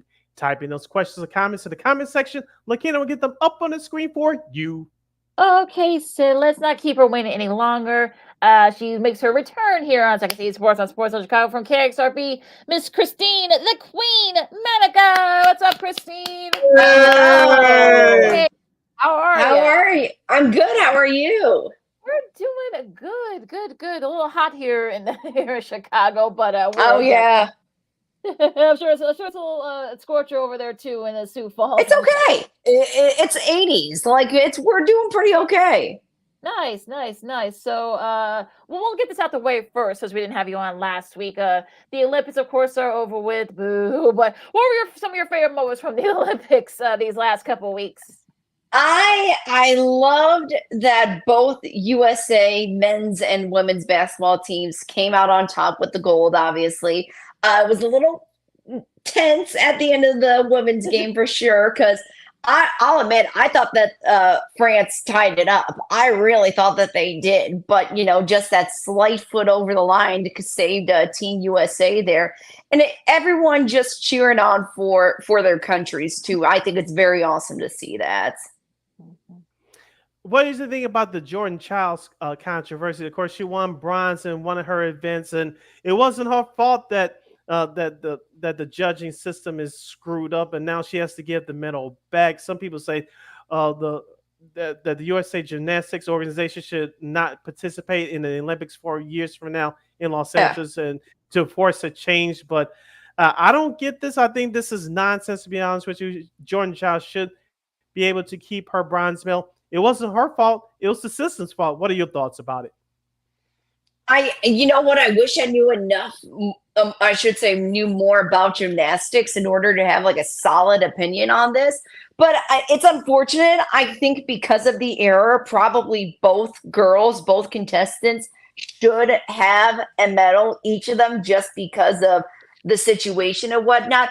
Anyone who says that gymnastics US should, boycott 2028, slow down. Like, you don't have to get that serious about it. It's honestly, what are you going to do? That's sports. There's always going to be something wrong, whether it's judging, reffing, umpires, you name it. There's always going to be something to complain about. And maybe, I've seen her routine. I thought it was really good. Maybe, the judges had a different opinion on it in the end. You don't know what anybody is thinking. So I think just because of the circumstances, they should give the medals to both of them. And I definitely don't think that gymnastics needs to boycott 2028. Come on. Yeah, exactly. I mean, that's just, I don't know who started that, but that's just silly. But whatever, I digress. Now, going back to the women's basketball for a second, of course, WNBA is back. It had their games yesterday. Phoenix Mercury, even though despite Kalea Copper, made her return to Chicago. Also, Diana Taurasi and Brittany Griner scored about 78% of the Mercury's points. So I guess no jet lag from being in Paris for the last couple of weeks. They just hammered the Sky by 20 last night. The Sky are still right there in the thick of it. They got that last playoff spot. So it's going to be interesting to see, if they can kind of finish strong here. So what do you think about the game? Did you get a chance to see the game yesterday, Christina? What do you think? Do you think the Sky can hang on to that last playoff spot? I only saw the highlights of it because I couldn't get the game out here. Of course, that happens. So I do think that they can clinch that last playoff spot, especially with so much new energy to the team after last season. This is a good way to start fresh with two great rookies, new coach, and just a whole new outlook and perspective on the Sky in general. We're hanging out with our girl. Do return to Miss Christine the Queen Manika. She's hanging out here with us right here on Second City Sports on Sports Zone Chicago City. Lakina here with you. Let's transition over to football, Christine. Before we get to Hard Knocks, I wanted to get your thoughts about Caleb Williams' performance last week as he made his professional debut against the Buffalo Bills. And how encouraged are you about what you're seeing from this Bears team right now through the first two games of the preseason? Again, I'll be honest, there was a lot of golf last weekend for me. So I was out on the course and I was just watching the highlights of it. But it definitely shows a lot of promise. And just from what I've seen, he's already doing different techniques and movements that you did not see Justin Fields do. For example, normally when Fields is in the pocket, he doesn't even look for his receiver or another player to pass the ball to. He'll just run it. And that was the same play every single time. But with Caleb Williams, he'll get out of the pocket, roll out of the pocket, and still find someone to throw to, whether it's a receiver, a tight end, anything like that. So he can already read the field way better and the defense than what Fields could. Now, I get it. There's only a handful of starters on both sides of the ball, and there's some second stringers still in there, but still already seeing the improvement from what has Chicago been used to the past couple of years to now see this new improved offense, a new light in this team. It's good to see. It's really good to see that they're finding ways to get out of the old Bears playbook, is what I like to say. We'll probably see more of that come up tomorrow in their game against Cincinnati, so that should be interesting there. Now, Hard Knocks, have you watched the first couple episodes, Christine? And I'll say this, I mean, I've heard some people say that, Hard Knocks this season been kind of boring. I mean, we did see our buddy Mark Brody for like 2 seconds in that second episode.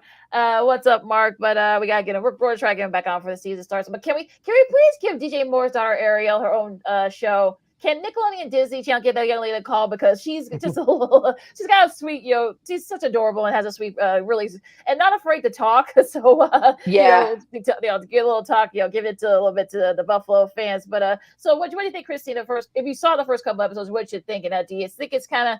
I've heard some people say it's kind of boring, kind of blah. What do you think? I'll start with you on this.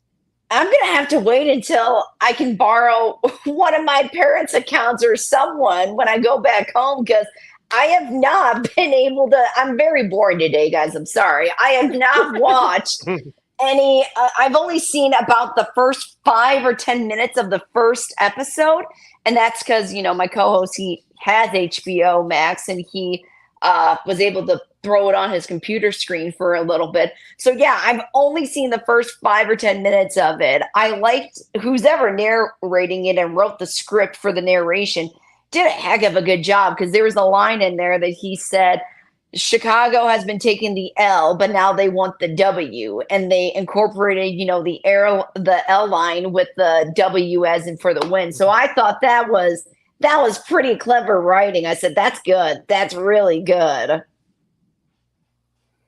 Of course, the narrator is actor Liv Shriver. He's been doing that for narrating Hard Knocks for years. So, and he gave Joe Buck some love too in that first episode, because Joe Buck mentioned him in that preseason game against the Houston Texans in the Hall of Fame game. Yeah. Now, Christine, I don't want to give you a headache, but we'll talk about the White Sox here. Of course, as I mentioned it earlier in the show, I was out there for the first 2 games of that Yankee series. The White Sox didn't win the game on Monday. And then, of course, the next night, Juan Soto hits 3 home runs for the New York Yankees.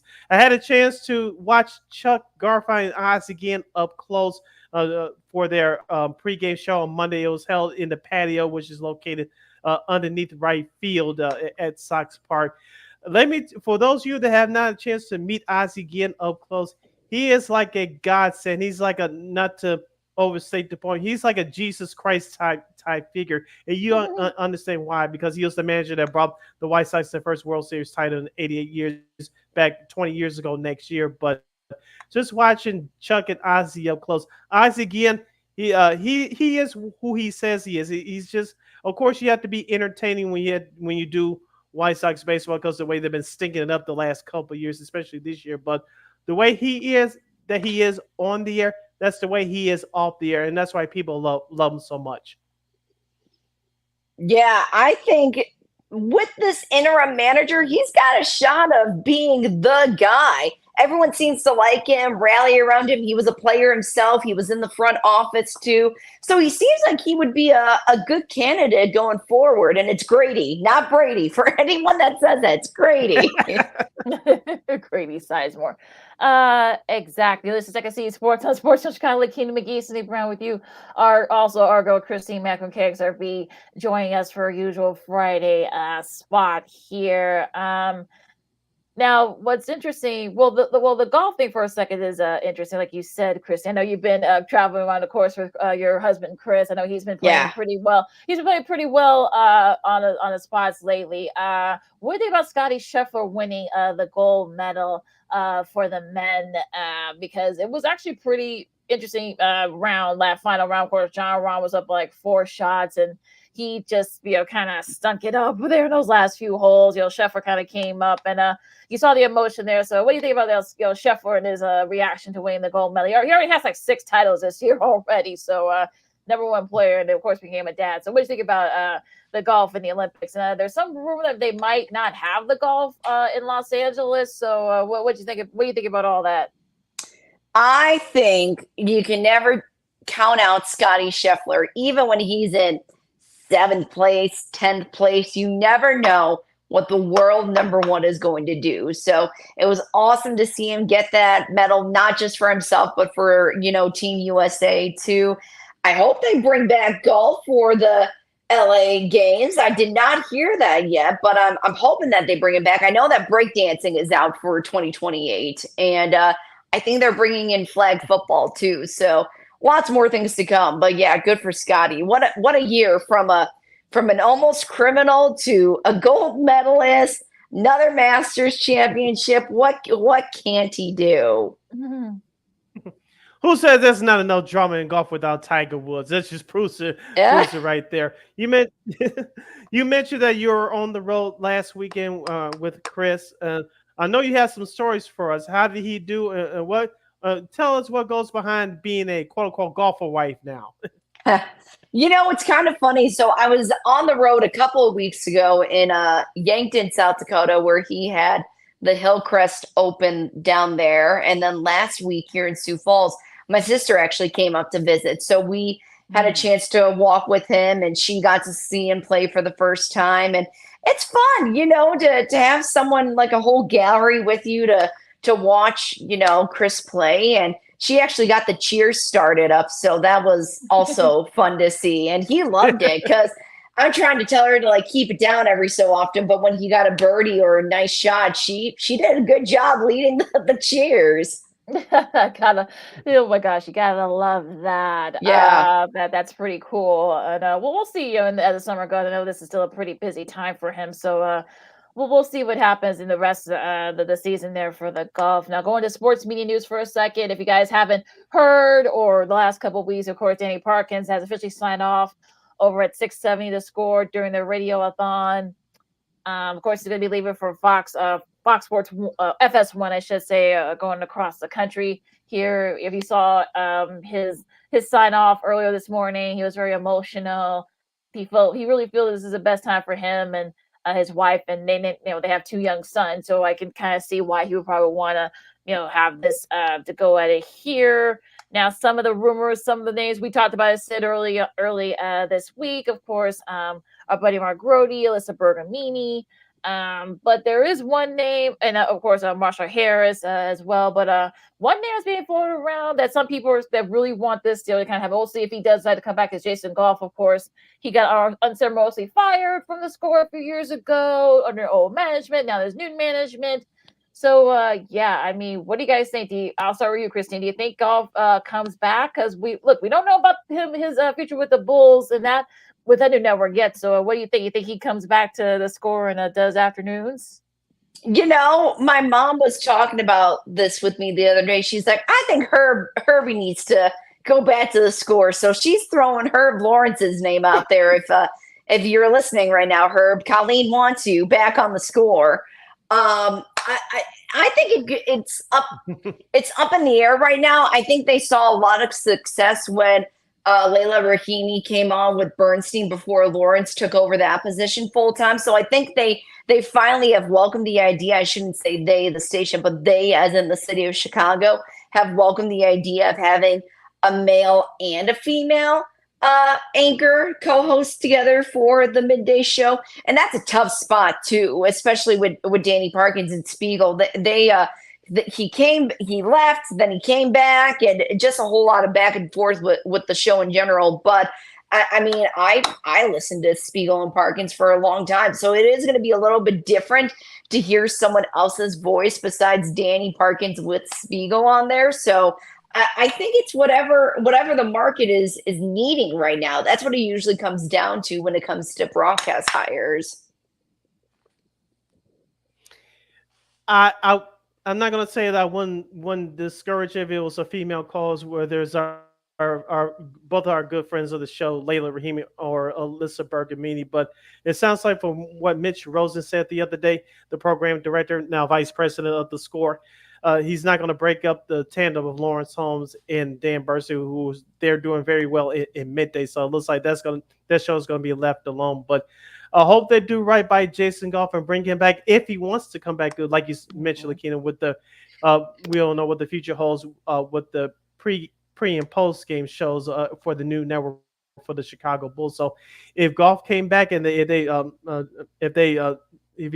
be just as well served if he wants to do this, if they treat him with the proper respect that he so richly deserves. But if they don't go with Jason Goff, I think Mark Grody could drive an afternoon show. I know he's covering the Bears full time now. I know they still have Chris Emma who does that as well for 670 The Score. But if Mark Grody, another friend of the show, I think he's a perfect candidate for that. I know that they let go of Gabe Ramirez. I know he's still doing stuff for Fox 32 locally here in Chicago covering the Bears. But I think Mark Grody, I think he'll be the leader in the clubhouse for that if Goff doesn't accept that job. So like Christine said, Mitch will go in-house, but I think that probably about 2-3 people that is will be realistically considered for that job. If Goff doesn't take it, I think Mark Grody will be your next guy. I'm just predicting. I don't know anything here. We're just talking now about what. So we'll see what happens. I know you said looking they'll try to get it right by the end of the year, but to be realistic, I think they want this in place by the time the Bears season starts. I thought about that too. I'm like, nah, you know what? They may want to try to because they want to kind of get that consistency. Because I know John Griever from, of course, he wrote here in Chicago for many years. He writes now for the New York Times, their sports section. He brought up Jared Payton, another friend of the show, but I don't know if Jared will want to. Great article, by the way.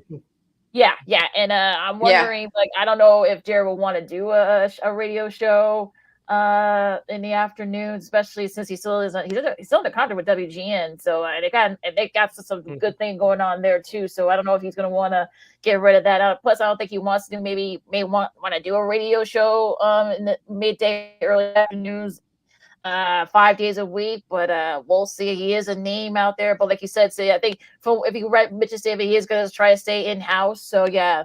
Grody, I know Anthony Herron's name's been brought up as well, but football, it's gonna be a busy time for him.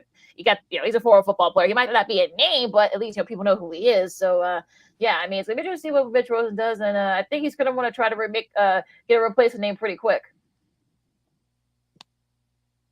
Yeah, because if they want to do this by the time the Bears season starts, which is September 8th on a Sunday, I think, like I said, time is coming on. So they have a little time, but not too much time.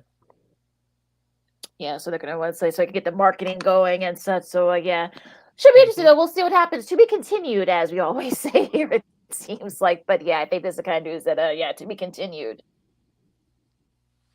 Yep, you're listening to Second City Sports on Sports Zone Chicago. Sid Lakina hanging out with here with you. Of course, our girl, Miss Christine, the Queen Manika, is here with us as well. Lakina, the NBA schedule was released yesterday. We already talked about the Christmas Day schedule a couple weeks ago. The Bulls will open up on the road against the New Orleans Pelicans. They'll play in Milwaukee on that Friday 2 nights later before opening up against the Oklahoma City Thunder on that Saturday for the second straight year. Of course, the Bulls, they're not expected to be good this year, but the Los Angeles Lakers lead the league in national television appearances with 36.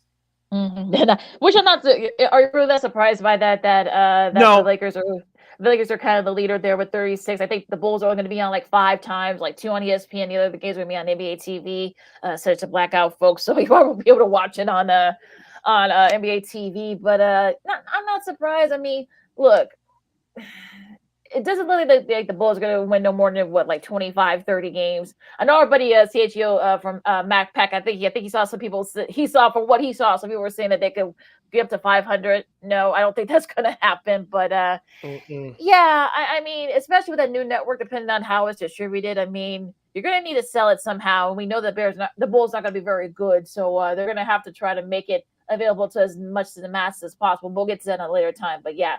The Bulls, I see maybe 20, 25. They'll probably win a couple games they probably shouldn't have. And the Cougar Flag sweepstakes, I don't know. But yeah, 25. Yeah, 20, 25 wins. 20, 25 wins, I probably think at most. What do you think, Christine? Yeah, probably. I'd say that's about right, Lakina. I agree with you. Yeah, any other, since the Bulls, we all know, are not going to be good this year, we'll put it in pencil for you, Christine. What other team or teams that you're interested in watching the NBA for this upcoming 2024-25 season? I definitely for the Lakers, just to see how LeBron and Bronny interact with each other, how that is all going to play out. I'd like to see the Nuggets play really well again this year. And just for the heck of it, I mean, the Bulls, just to see how they overcome this horrible adversity that they're going through right now, and just to see how they can overcome that. For me, I would say Boston. Of course, we'll see how they are coming off a championship. I'm looking forward to see how they look. The Sixers will again, we'll see if Embiid can stay healthy. He looked pretty good in the Olympics late last weekend. Dallas is going to be an interesting team to watch, I think. Phoenix, Minnesota, we'll see. They've made some improvements, so we'll see. They can kind of bounce back and be up there competing in the West again. And the Warriors, even though I don't know if the Warriors are going to be, I know they got like the second highest most games. I think they had like 37 or something like that. That's going to be on national television. So yeah, no Klay Thompson. We'll see how they look. And Milwaukee, could this be Giannis's last year in Milwaukee? There's some rumors about that. So yeah, so those are teams I'm watching for outside. I might not watch a lot of Bulls games this year. I'm letting you guys know right now. Yeah. Especially, like you said, the way the games will be distributed, Lakina, if the majority of those games from this new Chicago Sports Network are on cable, and if it's removed off of many of the cable system's basic package, it's not going to go over very well. So they have to be very careful with that. Before we continue with the sports media news, I want to give a shout out to Baseball Hall of Fame legend and Cubs legend Ryan Sandberg. Of course, he announced on Danny Parkins' radiothon yesterday he's cancer free. He took his last radiation treatment, and now he's cancer free. Yay! Awesome. Thoughts, Christine? Awesome. Just like that's great news. Yeah, I saw that news yesterday, and I started tearing up as he was tearing up. He was one of my first big sports idols growing up, and I'm glad that the test came out clean, and I was like, he's good to go for moving forward. By the end of this year, he should be fully healthy. So congrats to him, and very, very, very happy for him. Yeah, that's very great news.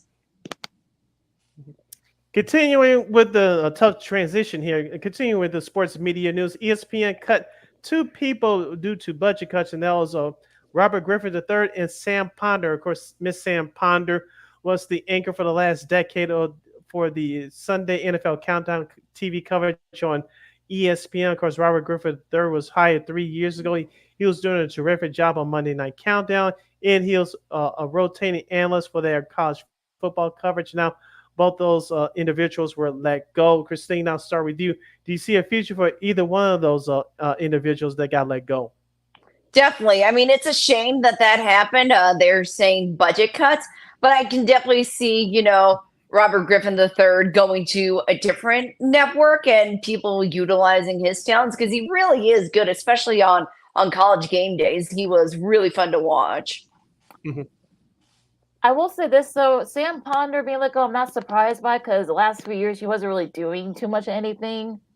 Because, at one time she was a silent reporter for college football. Of course, she did some hosting. She actually did get up, but I don't know if they asked her not to do it or she didn't want to do it anymore. So her, I can kind of understand why they let her go because we really are getting her. You already paid her to do one thing, and that's not very practical. So that I get now. RG3, I'm a little surprised by because he was getting some of the bigger games. He was being utilized in the studio more.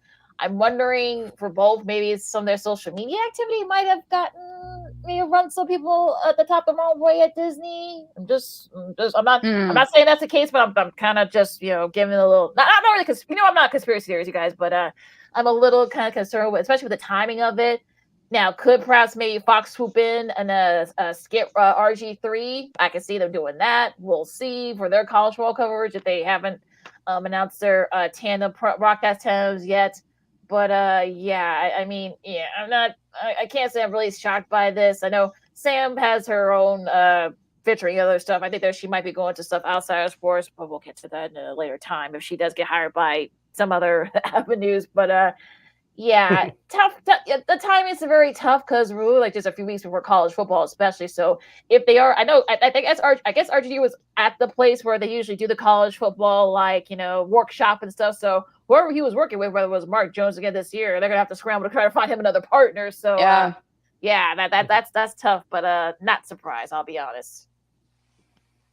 Yeah, according to the rumor mill right now, the top two replacements to fill in Sam Ponder's shoes for that Sunday NFL Countdown is Mike Greenberg and Miss Laura Rutledge, who does NFL Live weekdays on ESPN at 3:00.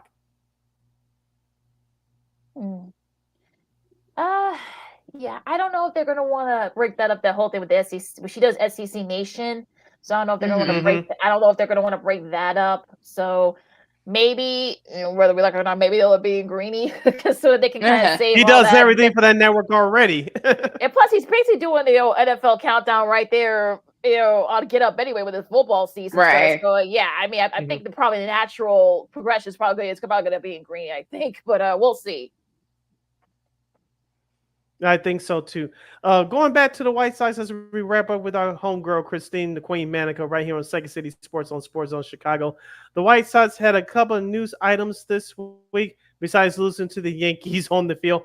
Off the field, season tickets will be cut by 10%, which is great news because of what happened in the last couple of years. And number two, both Steve Stone and John Trevor, the first-year TV voice, will be back next year. Oh, nice. Well, that's good to hear. I think so far so good. Yeah, I can never tell whether I say that Christine is being sarcastic or not. I don't know if she. No, I think that's good. Yeah, I can never tell. I know because I know you're one of the few people that actually like Schriffen, so I think he'll get better next season. And of course, now with it sounds like they're sort of come together with a new Chicago sports TV network. So we'll see. But I have no trouble. I have no problem with Schriffen. I know some people do, but I think he's good. I think he is getting better. Few to side with those guys from the Score, but he and Steve actually work pretty well together. So I think they'll only get better next year. As for ticket price, I'm not surprised. I can already tell Sid's going to be going to more games this year. Next year, I think with his price and tickets. So it's actually good news for Sox fans. Going into next year, oddly enough.